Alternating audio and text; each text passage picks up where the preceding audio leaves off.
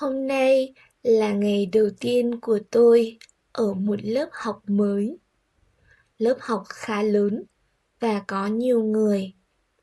Mỗi người trong lớp đến từ một nước khác nhau nên tôi cảm thấy rất tò mò. Tôi muốn biết họ là người nước nào và họ đến từ đâu. Ở bàn đầu tiên có một người Việt Nam. Bạn ấy nói bạn ấy đến từ Huế. Không xa đó là một người Thái Lan. Bạn ngồi im lặng và nhìn lên bảng, trông rất chăm chú. Bên cạnh cửa sổ, tôi thấy một người Trung Quốc và một người Đài Loan.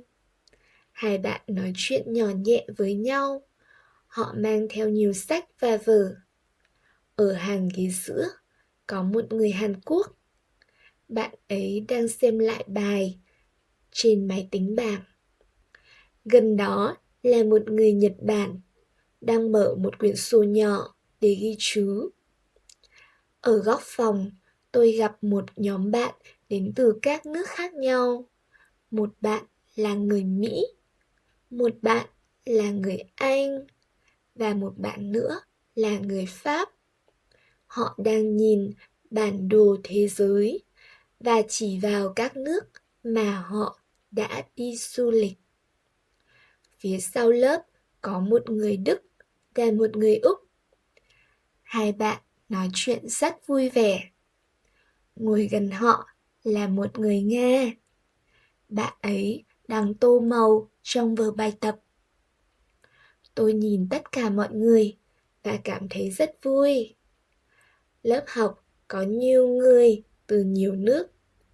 Tôi muốn học cùng họ và muốn biết thêm về văn hóa của họ. Tôi nghĩ lớp học thật thú vị.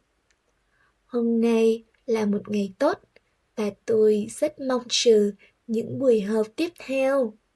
Thank you for listening to this story. To have more access to more free stories to learn Vietnamese, let's download the app First Speak. On this app, you also can practice your listening and your pronunciation. See you there!